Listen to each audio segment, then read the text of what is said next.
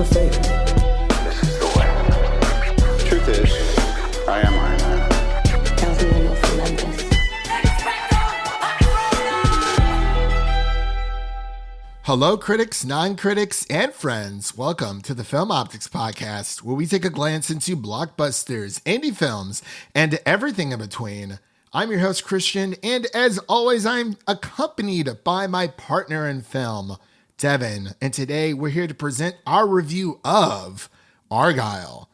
And before we begin today's episode, you can listen to our podcast on podcast platforms around the internet. That includes Apple Podcasts, Spotify, Google Podcasts, and more. And if you are a new or seasoned listener to the show, we would love to hear from you guys. Follow us on Instagram, Twitter, and Threads at FilmOptics, or you can email us at filmoptics@gmail.com for any movie-related questions.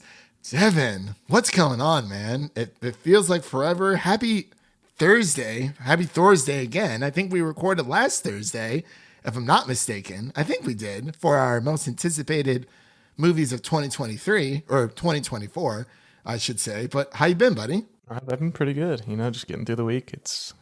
We got January over with. Like, that's the tough month. Nothing good ever comes out.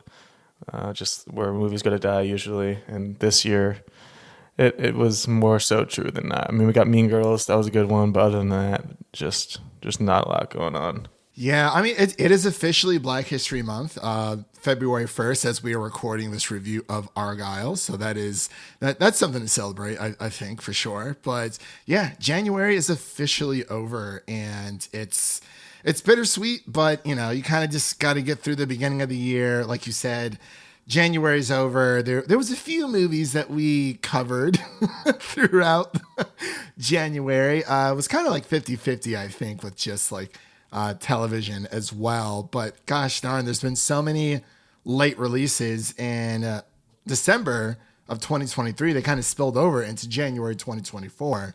But now, since it's February 1st, we're starting to slowly get movies. Personally, I really don't think that the movie journey, our movie journey, is really going to begin until Dune, Dune Part 2, which comes out March 1st. But we're seeing it early, which is pretty awesome. I'm very, very excited for that. Can't forget the romantic Valentine's Day release of Madam Web. I will say those posters are looking very fire. Yeah, that new one with the spider in the eye looks pretty good. Yeah, like if anything, I got to give credit where credit's due. It's like, am I excited for that movie? As like overall, no, not really. I could be watching something else. I'm not as interested, but I'm still going to watch it. We're still probably going to cover it because it is Sydney Sweeney. It is, the rest of the cast that is there. Dakota Johnson as well, a phenomenal actor in her own right. So it's like, what's not to like about the cast? It's kind of like this movie here we're covering. You give us enough pretty faces to look at, it gets you in the seat at least. What happens after that? Who knows? I cannot confirm or deny that I was there for Bryce Dallas Howard, because she's been one of my biggest celebrity crushes for a very long time. And I was like, you know what? I guess I'm going to go see Argylle. So, as we mentioned earlier, we are going to be covering Argylle altogether. But Devin, I'm glad that you're having a great week. I'm trying to get through the week on my side as well. It's been a pretty good week, though, I would say. It's definitely been a very good week. But yeah, it's Thursday. We got one more day to go for the weekend. And yeah, we're just chugging along, and we're going to get there. We're going to get there eventually to the weekends. And then it starts all over again. Gotta love 9-to-5 jobs. Gotta love it. Those 40-hour work weeks are chef's kiss, depending on what you do. So the way that this review is going to go, we're going to not give spoilers in this episode, even though because the whole mystery is, who is Agent Argylle? And we want people to go into this movie with no preconceived notions. We're just here to give our thoughts on the film, the good, the bad, and the ugly, as we always do. But yeah, we're going to keep it spoiler free because I want people to experience this for themselves. And I think we've done a great job of beating around the bush, talking about a movie without actually talking about it, as in like giving away the story, the spoilers, because there's a lot of fun surprises in this movie that I hope people check out. So without further delay, we'll be right back after this introduction to Argylle. Had to bring the cat. What did you expect me to do? Leave him to fend for himself? Come on. Be fine. Cat ladies always die alone. The cats figure it out. I am not a cat lady. I'm not.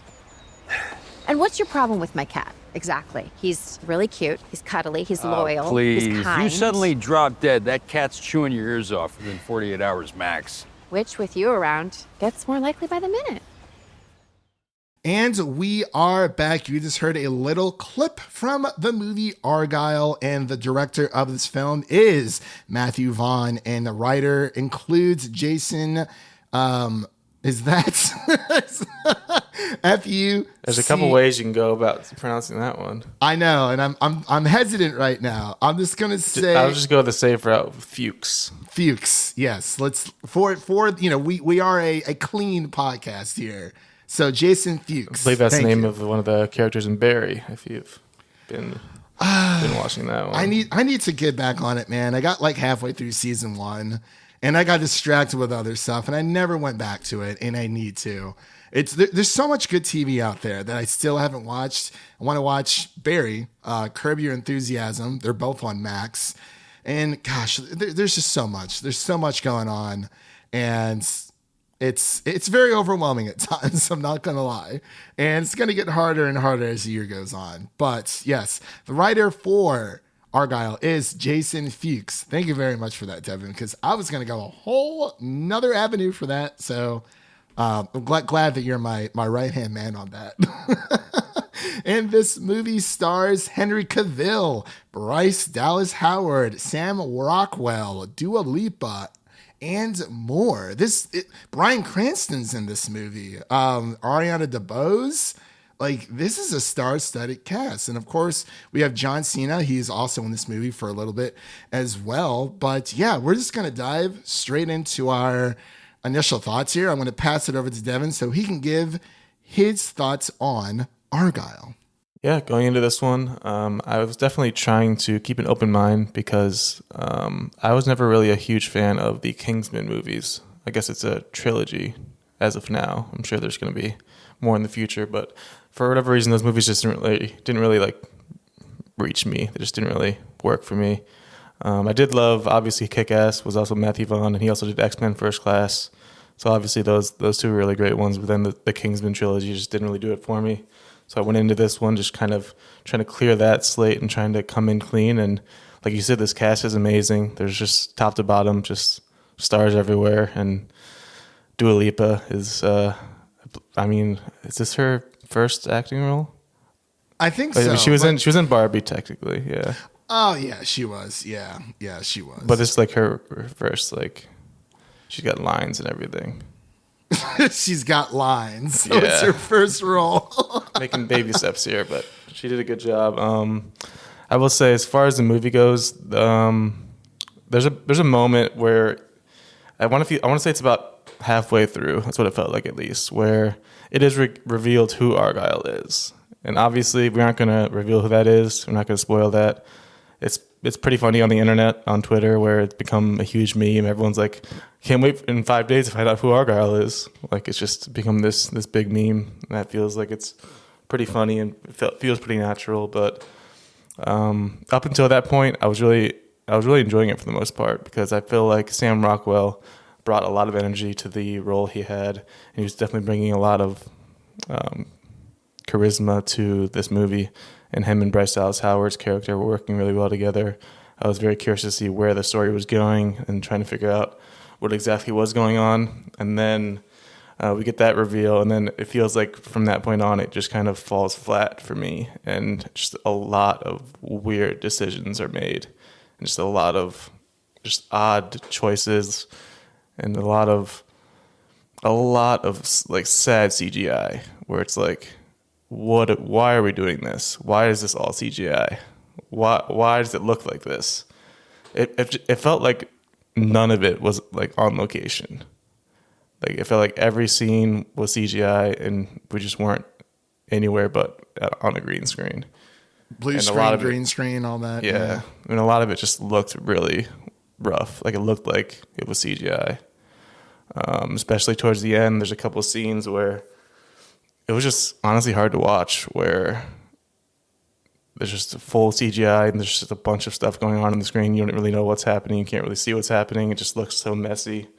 So I was kind of disappointed by that. And then towards the end, it didn't really come together for me, because it feels like when you spend a whole movie kind of making fun of like the cheesy spy thriller movie, but at the end of the day, you still are a cheesy spy thriller movie. So it just feels like kind of, like you didn't really do much there when you just are what you're basically making fun of. Yeah, honestly, I think you hit on a lot of good points there. And before I give my initial reactions, I am going to give a synopsis because I forgot to do that earlier.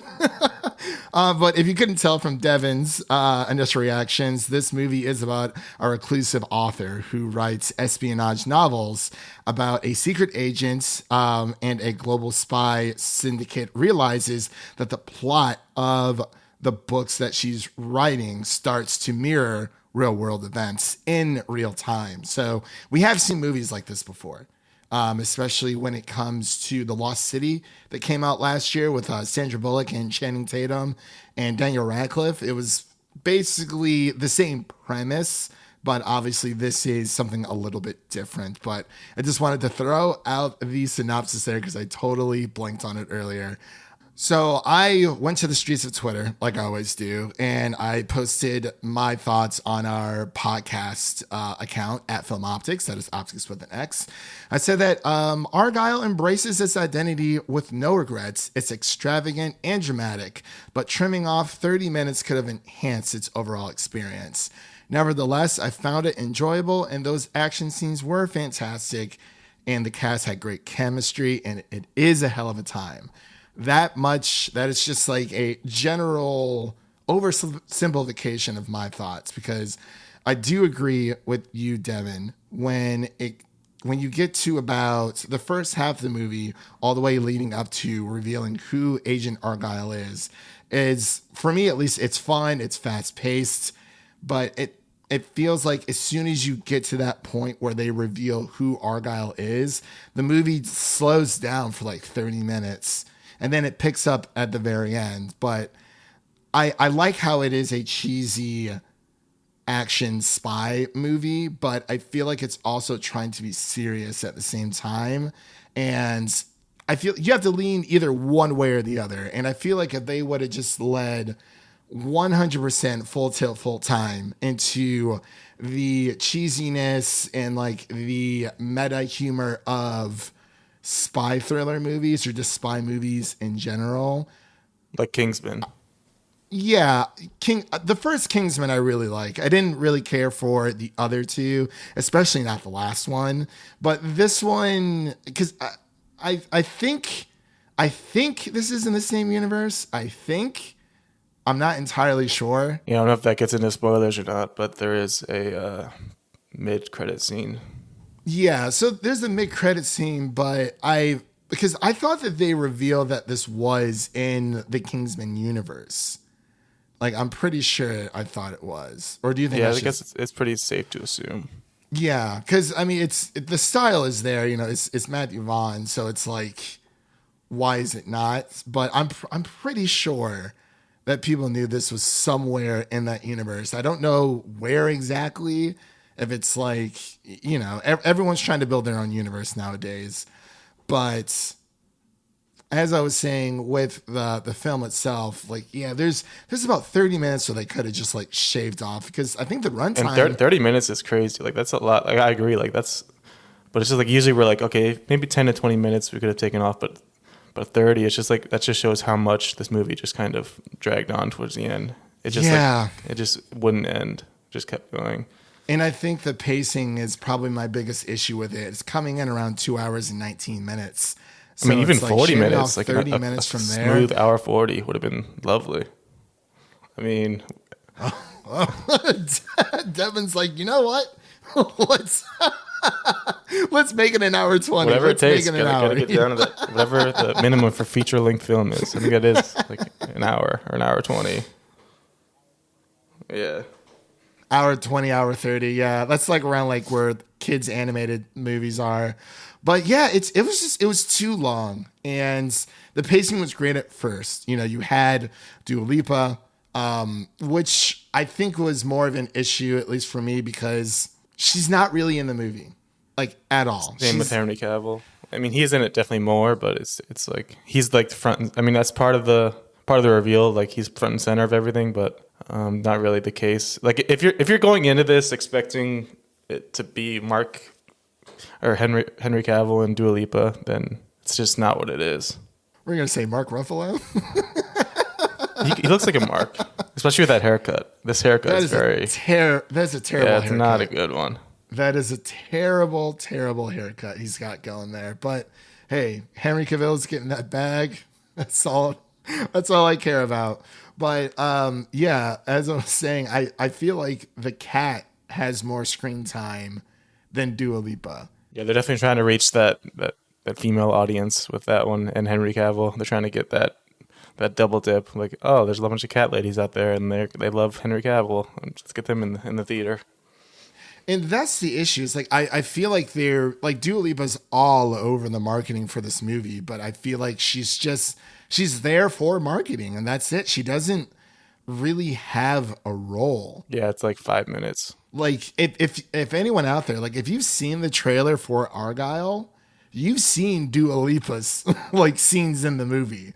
Like I think she has like one more small little scene, but it's like she's in like the first 10, 15 minutes of the movie, and then that's it. And she doesn't really have that many speaking lines. It's more of like a dance sequence that's happening. But yeah, she's definitely just there for that. But I will say, Devin, there is a song that's attached to this movie called Electric Energy, and it slaps. Like it is incredibly infectious, and I love it. I've been listening to it on repeat.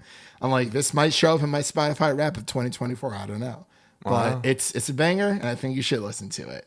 But you know, we're talking about the good and the bad here because it's more of a mixed bag for me, because when it comes to Bryce Dallas Howard, I think she did a phenomenal job. Between her and Sam Rockwell, they were easily the stars of the show.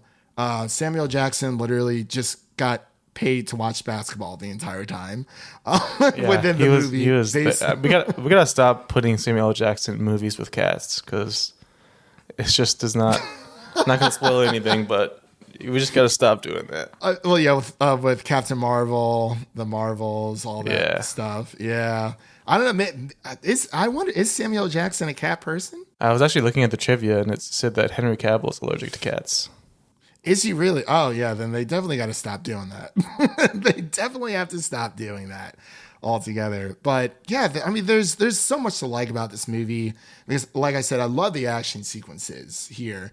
It really does feel like a tale of two halves. Like we've been saying, in the first half, we get the cool train action sequence with Sam Rockwell and Bryce Dallas Howard together. And then we get a couple of cool action sequences. But then the second half, I feel like the action just gets goes way too far, and just way far left and out of left field. Like just doing way too much visually, and it just doesn't work. And I mean, like even looking through the trivia here for Argylle, Matthew Vaughn casted Henry Cavill because he needed someone who was born to play James Bond, which I still think Henry Cavill will be a great James Bond. And yeah, I sent you that tweet where he was like a finalist for Casino Royale, but they ended up rejecting him because he was too young at the time. It's unfortunate. 22 years old, 22 years shy. And you know what's actually funny? Outside of Samuel Jackson being allergic to cats, so is Henry Cavill. I did not know that. And he's holding a cat in the poster. The mostly felt like mostly CGI cat, so I think he's safe. Yeah, I think so. Definitely. But I agree with the CGI was a bit rough, but there was a scene in that movie that reminded me of the scene in a Harley Quinn movie, which is now just called Birds of Prey. You know which like scene I'm talking about? Colorful. Yeah. Yeah, yes, exactly. A very, very colorful scene. Which is, yeah, I thought it was cool. I loved everything about it, but it's like, yeah, the CGI within that scene was definitely rough. And then there's another like skate scene. The skating scene was the one that was the most painful for me. Like I almost didn't want to watch. It like the CGI surrounding it looked terrible, but I loved I loved what it was going for. The last time that I've seen something like that in a movie was probably Batman and Robin. I'm not sure if you've seen that, where they're like ice skating, they like click their heels together, then like the ice skates come out. And I honestly like don't think I've ever seen it. I just always heard how terrible it was with the bat. It's nips. a hokey movie. It's the bat nips, the bat butt, the credit card, the bat booty. Never leave the home without it. The Batman credit card. It's hilarious. But yeah, also Alfie the cat is played by Chip the cat, who the owners are Matthew Vaughn's wife, Claudia Schiffer. So that's pretty cool. How he kind of like incorporated his own wife's cat into that. But yeah, overall it's a mixed bag. On Rotten Tomatoes, it is not looking well. We are recording this the day before previews on Thursdays. Well, it is Thursday, but we're recording it, previously to it being shown in theaters. But I actually just checked the critics' tomato meter. It went from a 37 to a 36 with 124 reviews right now. And I had a feeling people were not going to like this movie. And I don't think it's a perfect movie. There's things I like about it. I really just wish it was shorter overall. But the writing I thought was pretty funny for the most part. And, just the chemistry of the cast itself. For some reason, John Cena is here. He's in the movie less than Dua Lipa. you just can't see him. Exactly. You can't see him. He's very hard to see. But Bryan Cranston, he also did a great job. Like they all did, and it's just, Bryce playing Elly Conway, which I've actually never seen Elly spelt that way, Elly. I was like, interesting. I've always saw the Ellie.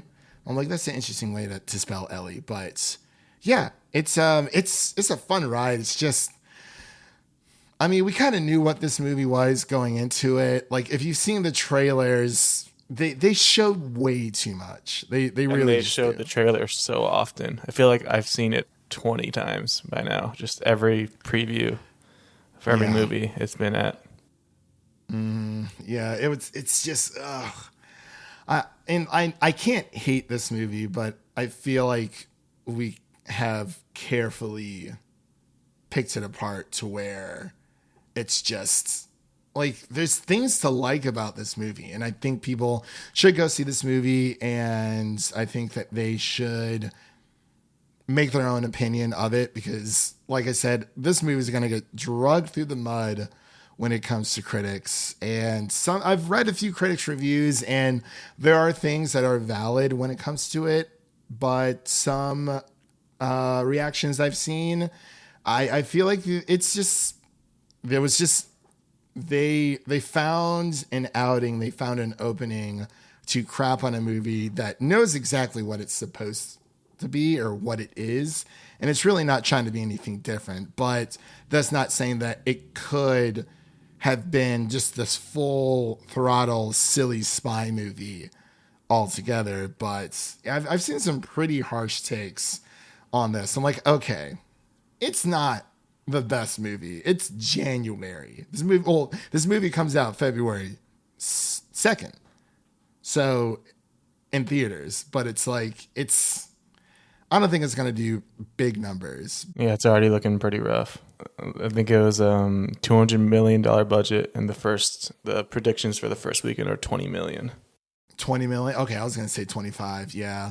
And again, I'm not sure if that's, part of it is, the movie itself, but the other part is just it's coming out in February. There's not a lot coming out in February, guys. Like when it comes to movies, we're picking up steam a little bit, I would say halfway through February, so we're starting to see a few more things, but I mean, it's unfortunate because this movie could have been just a fun ride through and through. And at times it is, like I mentioned in my initial reaction.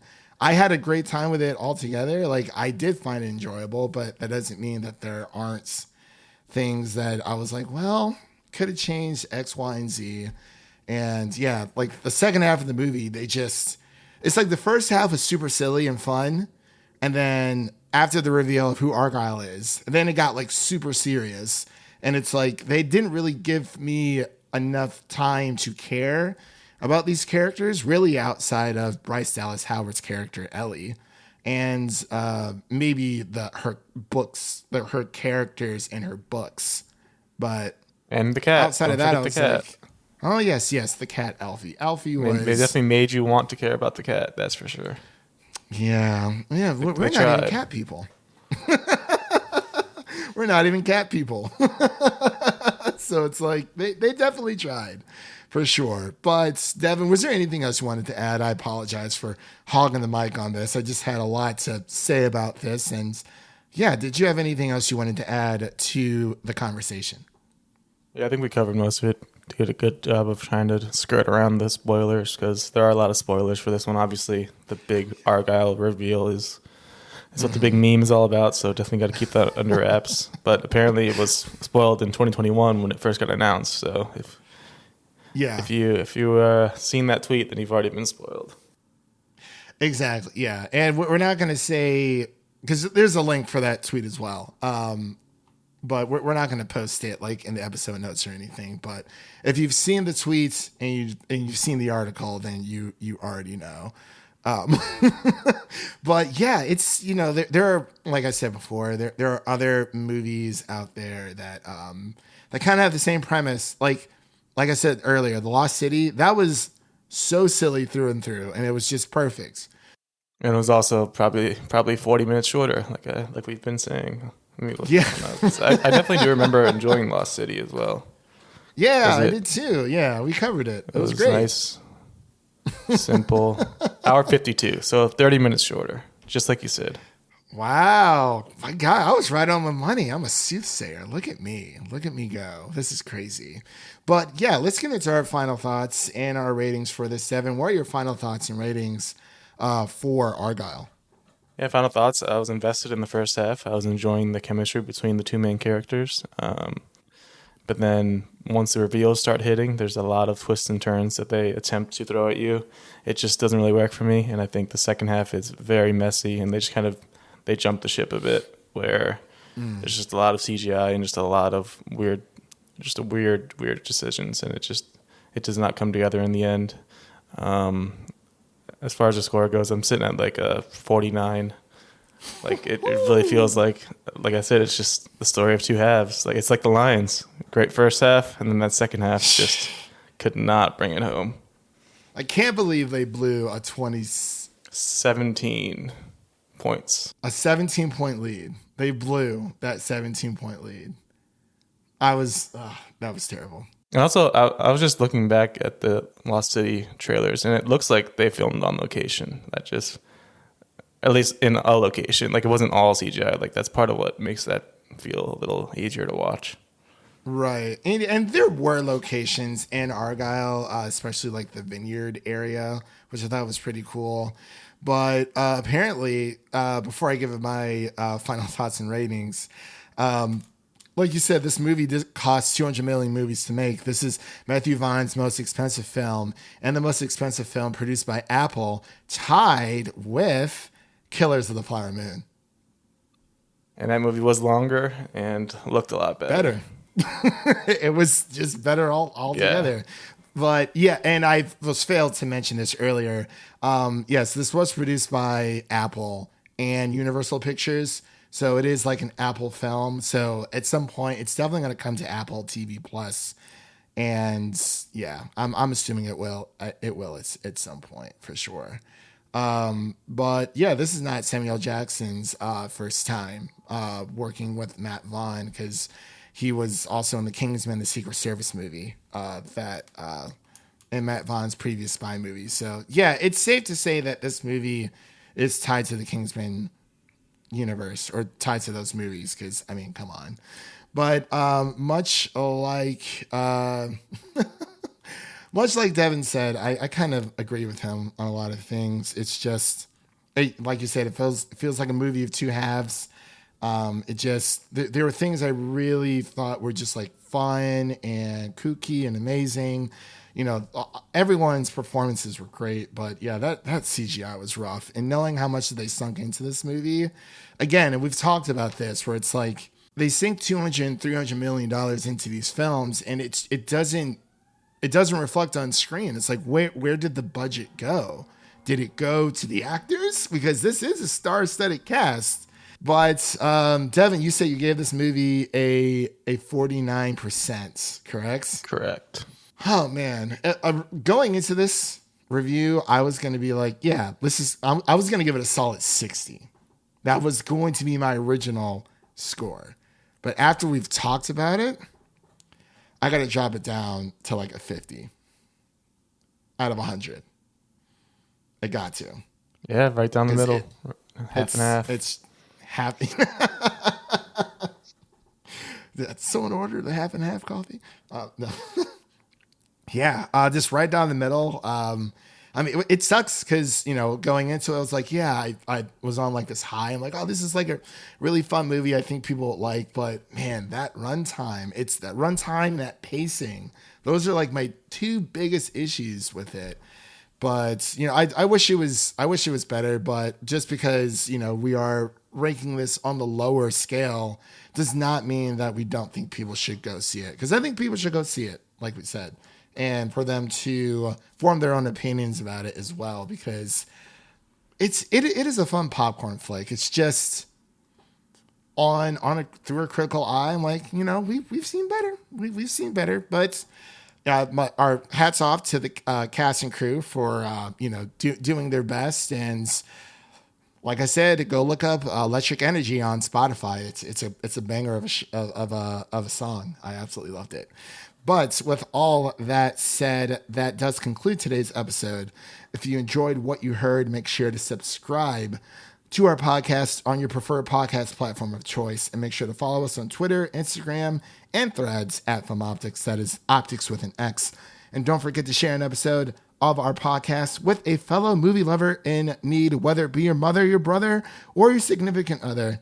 Spread the love for the Film Optics podcast. And now let's go through some of our new releases that you can listen to now, and then we're going to get into a few of our upcoming releases that you can look forward to. So, as of right now, you can listen to our most anticipated movies of 2024 episode that me and Devin went through our top 10 movies of 2024 that we are most excited to see. And you can also listen to our Mean Girls review and our Echo spoiler review. And I just got to plug Iron Claw because it didn't win any Oscar, or not any Oscar altogether, but it didn't get any Oscar nominations. If you haven't seen the Iron Claw, definitely go see it. We reviewed it here on the podcast. Definitely listen to our episode. It is a fantastic movie, and it deserves all the love in the world. And I was blown away by it. And so was Devin. So definitely check out our review of that. And coming up on the podcast, things that you can look forward to, we're going to be reviewing the Percy Jackson and the Olympians series season 1 review. That's going to be dropping here soon within the next few days. So definitely keep a lookout for that. I believe we're also going to try to squeeze in a most anticipated series of 2024, our most anticipated movies of 2024 episode that we did, just talking about our most anticipated, our favorite TV shows that are coming out this year. Shout out to House of the Dragon. And we got the big kahuna coming up, Devin. It's almost here. We're seeing it early. We're seeing it a week early. We're going to be covering Dune Part 2 on. We're seeing it. What day are we seeing this? We're seeing it Sunday, February 25th. We're going to have a review out later, like early that week before it hits theaters on March 1st, 2024. So that's going to be the Big Apple, the Big Ben that we're going to be covering. Our first big movie of the year. But of course, we're going to be covering things such as Madam Web, and we have the Bob Marley film coming out. So we have a lot on our plate, Devin. We have a lot to get through, but we will soldier on. And as always, thank you all for listening. And if you enjoy the show, please take a moment to leave us a 5-star rating and review on Apple Podcasts and Spotify, and stay connected with us by, again, following us on Twitter, Threads, Instagram, all that social media garbage for the latest updates. That was Devin. My name's Christian, signing off. And remember, life is like a movie. So go out there and make it a blockbuster. Peace.